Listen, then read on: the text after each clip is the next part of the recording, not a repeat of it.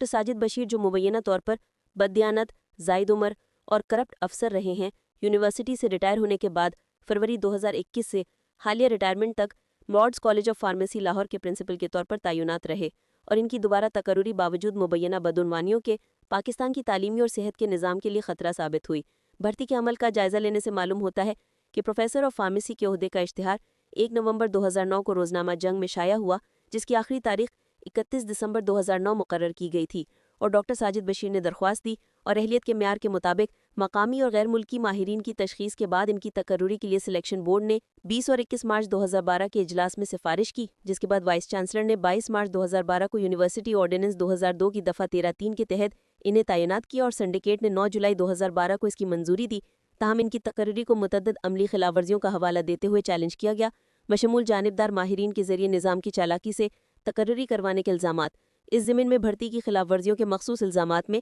کئی بے ضابطگیوں کی نشاندہی کی گئی، جن میں اول اوسلو یونیورسٹی ناروے کے پروفیسر سیویر آرنے سین نے بتایا کہ ڈاکٹر بشیر نے کمیشن کی 15 تحقیقی مقالوں کی شرط پوری نہیں کی اور مختصر رپورٹس یا مواصلات کو قابل قبول نہیں سمجھا گیا اور ان کی حالیہ اور مجموعی اشاعتیں ناکافی تھیں۔ دوم، ملیشیا کی یونیورسٹی کے associate professor doctor Muhammad Azmi Ahmed حسالی ڈاکٹر بشیر کی تشخیص کے لیے اہل نہیں تھے کیونکہ ان کا قبل از درخواست تحقیقی تعاون مفادات کے ٹکراؤ میں شمار ہوتا ہے۔ اور تیسرے، سلیکشن بورڈ کا اجلاس جو 20 مارچ 2012 میں منعقد ہوا، اس میں مناسب کورم نہیں تھا کیونکہ ڈین آف فارمیسی ڈاکٹر ظہور الحسن جو میٹنگ میں شامل تھے، گورنر کی جانب سے باقاعدہ تعینات نہیں تھے اور ان کی میڈیکل اور ہیلتھ سائنسز کی ڈین کی مدت 18 فروری 2012 کو ختم ہو چکی تھی، لہٰذا صرف 4 اراکین کی موجودگی کے ساتھ میٹنگ یونیورسٹی آرڈیننس 2002 کے بنیادی قوانین کے تحت کورم پورا کرنے میں ناکام رہی۔ مزید شواہد میں ڈاکٹر بشیر کی مبینہ شراکت داری شامل ہے، جس میں فارماسیوٹیکل لیبارٹریز کے لیے ناقص اور استعمال شدہ مشینری کی خریداری شامل تھی، جس نے تعلیمی معیار، تحقیقی صلاحیت اور تربیتی معیار کو متاثر کیا،